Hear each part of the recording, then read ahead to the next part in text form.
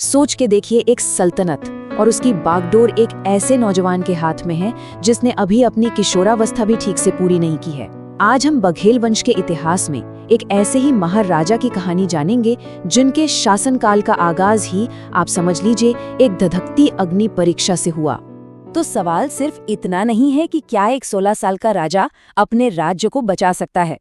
सवाल तो ये भी है कि आखिर वो कैसे दुश्मनों की साजिशों और अंदरूनी चुनौतियों का सामना करेगा। चलिए इस दिलचस्प कहानी में थोड़ा और गहरा उतरते हैं।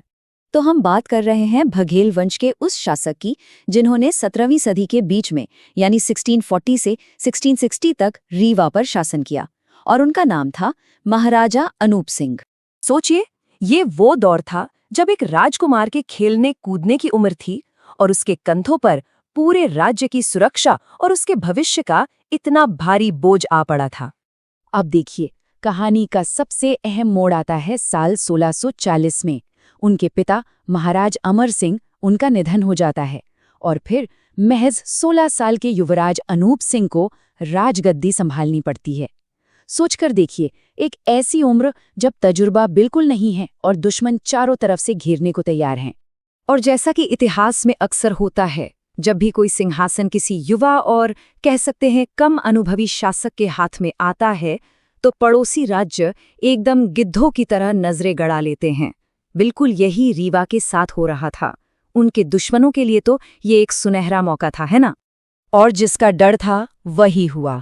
बहुत जल्द ही इस नौजवान शासक को अपने शासनकाल की पहली और शायद सबसे बड़ी अग्नि परीक्षा का सामना करना पड़ा। एक ऐसा संकट जो पूरे राज्य की नींव हिला सकता था। अनूप सिंह को गद्दी संभाले अब लगभग 1 दशक बीत चुका था। सब कुछ शांत लग रहा था, जैसे सब ठीक ठाक है। लेकिन फिर 1650 में तूफान ने दस्तक दी। असली चुनौती तो अब उनके सामने आके खड़ी हुई थी। ये तूफान कौन लाया? ओरछा के पेहार सिंह बुंदेला। उन्होंने सीधा रीवा राज्य पर आक्रमण कर दिया। यह एक बिल्कुल सीधी और खुली चुनौती थी।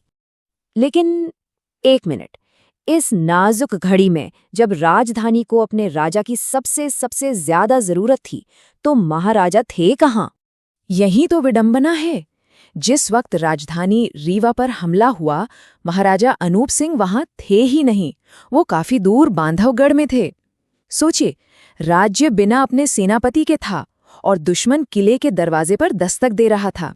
लेकिन कहते हैं ना, जब राजा दूर होता है तो नायक सामने आते हैं। कुछ वीरों ने अपनी मातृभूमि की रक्षा का बीड़ा उठाया। तो ये कहानी सिर्फ राजा की नहीं, ये उन असली नायकों की भी है। तो इस मुश्किल घड़ी में आगे कौन आया? रीवा की सेना की कमान संभाली कसौटा के वीर जगत राय और लाल फतेह सिंह ने। ये 2 नाम याद रखिएगा, क्योंकि ये रीवा के इतिहास में सुनहरे अक्षरों में लिखे गए। और नतीजा, तमाम मुश्किलों के बावजूद इन 2 वीरों के बेहतरीन नेतृत्व में रीवा की सेना ने न सिर्फ दुश्मन का डटकर सामना किया, बल्कि उन्हें अपनी सीमाओं से खदेड़कर ही दम लिया। एक शानदार जीत। इस जीत के बाद महाराजा अनूप सिंह ने न सिर्फ अपने राज्य को सुरक्षित किया, बल्कि आने वाले कल के लिए एक मजबूत नींव भी रखी। तो जब महाराजा अनूप सिंह वापस लौटे, उन्होंने इन नायकों की वफादारी का भरपूर सम्मान किया। खास तौर पर युद्ध के नायक लाल फतेह सिंह को उनकी वीरता के पुरस्कार के रूप में सोहावल की रियासत स्थापित करने का अधिकार मिला। देखिए, ये एक मिसाल थी कि बघेल वंश में वफादारी की क्या कीमत होती थी। 1650 की इस बड़ी जीत के बाद जाहिर है महाराजा अनूप सिंह का कद और भी बढ़ गया, और इसका सबूत हमें मिलता है 1655-56 में, जब वो दिल्ली गए और मुगल सम्राट शाहजहां से उन्होंने मुलाकात की। मुगल सम्राट शाहजहां उस वक्त हिंदुस्तान के सबसे शक्तिशाली शासक, वो महाराजा अनूप सिंह की वीरता से काफी प्रभावित हुए। इतने प्रभावित हुए कि उन्होंने महाराजा को सेह हुजूरी की प्रतिष्ठित उपाधि से सम्मानित किया। ये आप समझ लीजिए एक बहुत बड़ा सम्मान था। इसका मतलब था कि अब मुगल दरबार में भी महाराजा की एक खास जगह बन चुकी थी। वैसे महाराजा अनूप सिंह की विरासत सिर्फ इतिहास की किताबों तक ही सीमित नहीं है।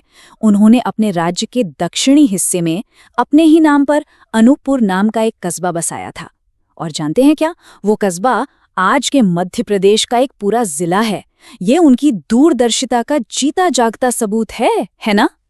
तो आखिर में ये कहानी हमें एक बड़े गहरे सवाल पर सोचने के लिए मजबूर करती है कि क्या सच्चा नेतृत्व उम्र और अनुभव का मोहताज होता है, या फिर ये संकट की घड़ी में दिखाए गए साहस और सूझबूझ से पैदा होता है। महाराजा अनूप सिंह का जीवन हमें निश्चित रूप से एक दिशा तो जरूर दिखाता है।